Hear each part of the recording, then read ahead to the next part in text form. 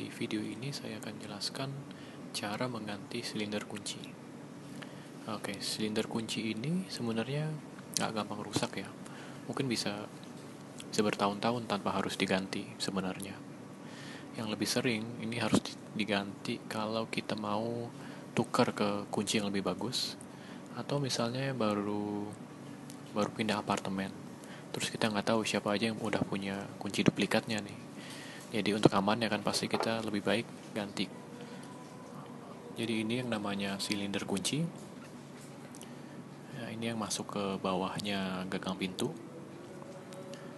Terus yang hitam ini namanya cam, dan dia akan berputar begitu kuncinya kita putar. Jadi kalau kuncinya benar, dia bisa berputar. Nah, perputaran itu dia akan mengunci atau melepas kunci yang di dalam pintu. Begitu kita putar ke satu arah, dia akan mengunci. Kita putar ke arah sebaliknya, akan terbuka kuncinya. Mur ini gunanya untuk memasangkan si silinder ke pintunya. Nah, setelah ini saya akan memperlihatkan gimana caranya kita membongkar silinder dari pintu. Pakai obeng kita langsung lepas murnya, yaitu mur yang kedua dari bawah. Pokoknya mur itu yang sejajar dengan silinder kunci. Kita lepas. Obengnya itu obeng yang kepalanya tanda silang, yang Phillips atau obeng kembang namanya.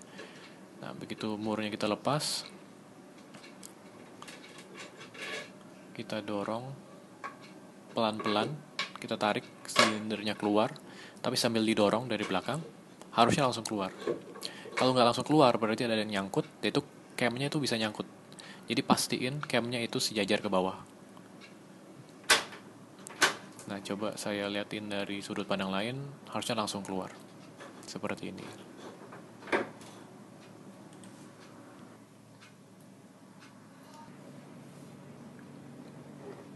Sebelum kita beli silinder baru, kita harus ukur dulu panjangnya. Kalau tingginya harusnya semua hampir sama, jadi mungkin nggak usah diukur.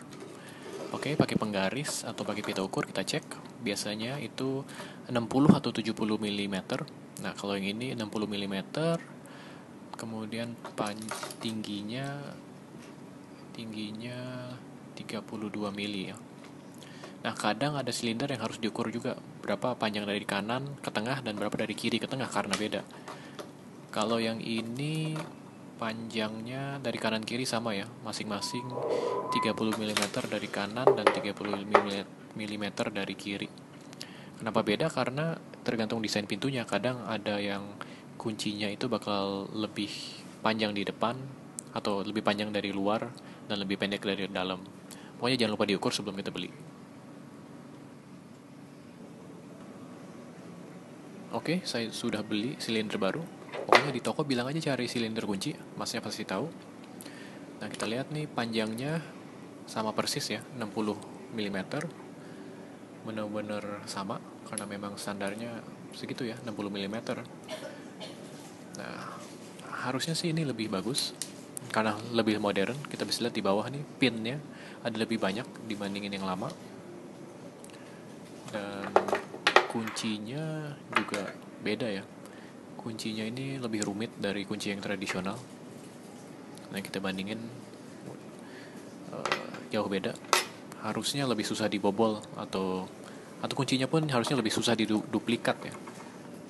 Tapi kalau dari cara kerja sama persis. Ya memang sederhana ya. Hanya dia memutar si cam warna hitam itu yang nanti akan mengunci pintu atau membuka pintu.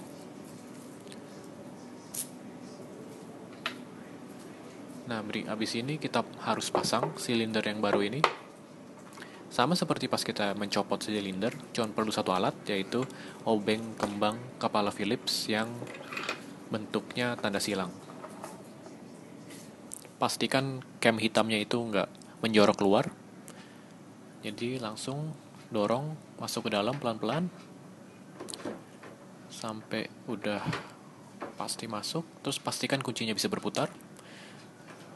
Dia mendorong kunci pintunya keluar dan mendorong ke dalam. Kemudian langsung pasang lagi murnya.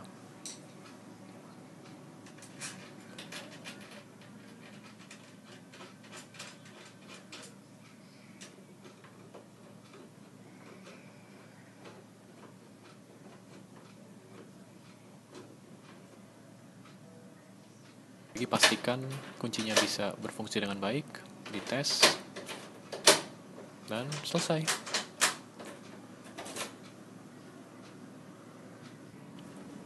Oke, semoga video ini bisa berguna. Kalau ada pertanyaan silahkan ditulis di bagian komentar di bawah. Thank you.